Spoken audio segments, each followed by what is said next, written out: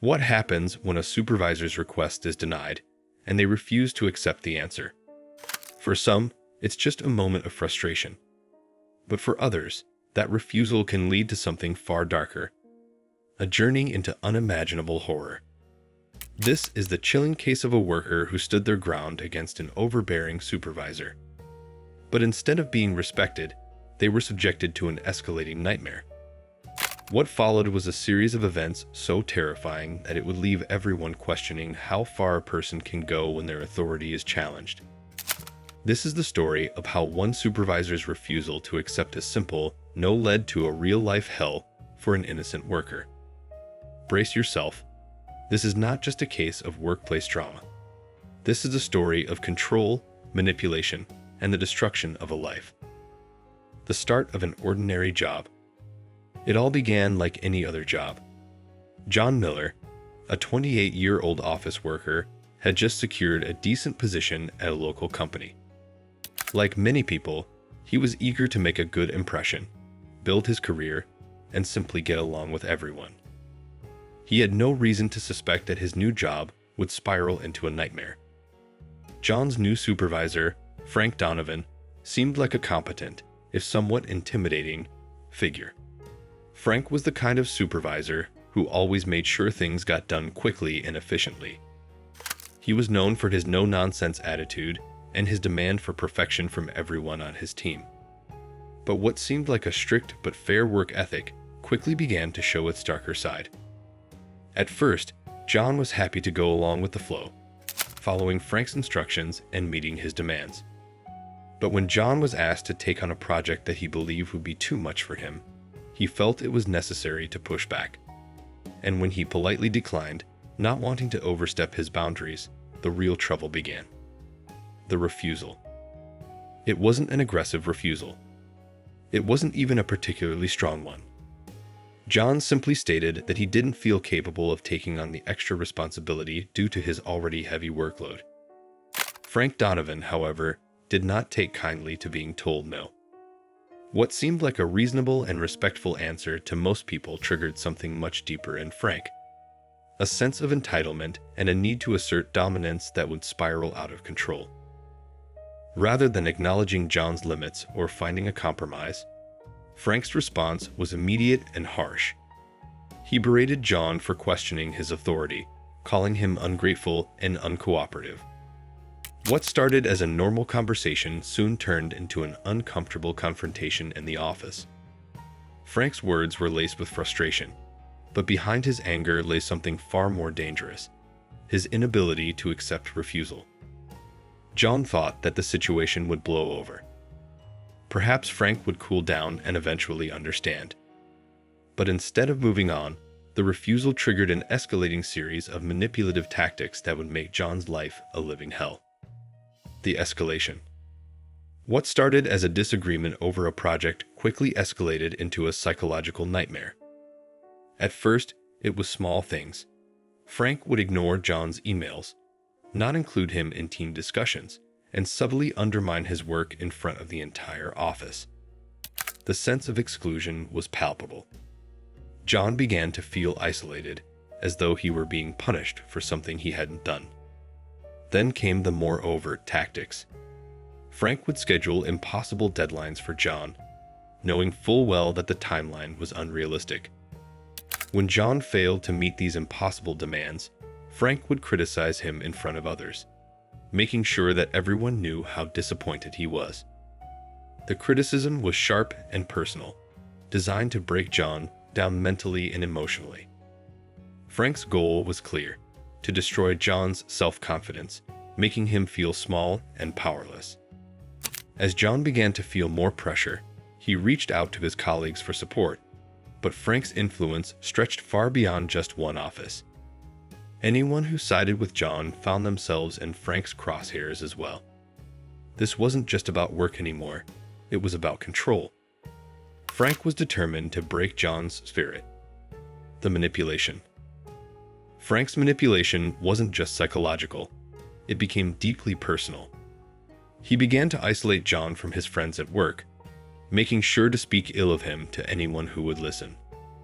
If John expressed any dissatisfaction or frustration, Frank would paint him as a troublemaker, a whiner, or someone incapable of handling pressure. Soon, people began to distance themselves from John, fearing that even acknowledging his struggles could make them targets of Frank's wrath. But Frank didn't stop there. He began to plant seeds of doubt in John's mind, constantly questioning his ability to do his job. "You're not cut out for this," Frank would say with a smirk. "Maybe you should think about looking for another position." These words weren't just insults. They were calculated attempts to destabilize John's confidence and make him question his worth. Every decision John made, every task he completed, was met with criticism. And Frank made sure to remind John that he was the one who held the power. At the same time, Frank presented himself as the person who could help John by giving him more opportunities to prove himself. But these opportunities came with strings attached, strings that only increased John's suffering. The breaking point. John's mental and emotional health began to deteriorate rapidly. What had started as a simple refusal to take on an extra project had turned into a full-blown breakdown. He couldn't sleep at night, he found it hard to focus on tasks, and his anxiety reached unbearable levels. His self-esteem plummeted, and the man who had walked into that office, full of hope and ambition, was no longer recognizable. One afternoon, after yet another heated confrontation with Frank, John reached his breaking point. He found himself standing at the edge of a personal crisis. His once stable job had become a source of overwhelming stress, and Frank's manipulation had left him feeling trapped, like he had no way out. It was at this moment that John realized he couldn't take much more. His health, his well-being, and his sense of self were on a line. In a final act of desperation, John sought help. He reached out to a trusted friend outside of work and shared the full extent of his suffering. For the first time in weeks, he found someone who believed him, someone who told him he wasn't crazy, and that what he was experiencing wasn't his fault. This conversation marked the beginning of his fight for justice. Seeking justice. John's path to justice wasn't easy. He knew that going up against Frank, especially given Frank's position of power, would be a battle. But he couldn't continue to live in fear and misery. So, with his friend's encouragement, John filed a formal complaint with Human Resources, detailing the emotional abuse, manipulation, and harassment he had endured at the hands of his supervisor. HR's initial response was dismissive. They seemed more concerned with protecting Frank, a long-standing employee, than acknowledging John's pain. But John refused to back down. With the help of legal counsel and further support from colleagues who had witnessed Frank's behavior firsthand, John began to build a case that would eventually expose Frank's toxic actions. As the investigation into Frank's conduct gained traction, more employees came forward with similar complaints. It became clear that John wasn't the only one who had been subjected to Frank's abuse. A pattern of manipulative behavior and psychological torment began to emerge, and Frank's reputation as a supervisor started to crumble. The aftermath. In the end, Frank Donovan was fired from the company, and John's life began to slowly return to normal. The scars of the abuse he suffered didn't disappear overnight, but the legal victory and the support of his colleagues helped him rebuild his confidence.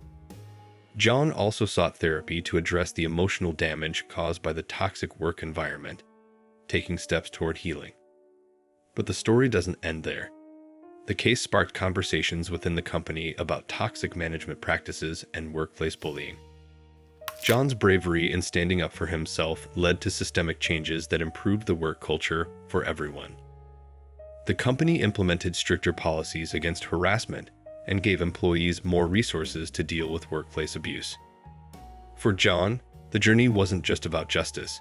It was about reclaiming his life, his dignity, and his sense of self. And though he had to fight hard to get there, he knew one thing for certain: no one would ever control him again. If you've ever faced a similar situation or witnessed workplace abuse, don't stay silent.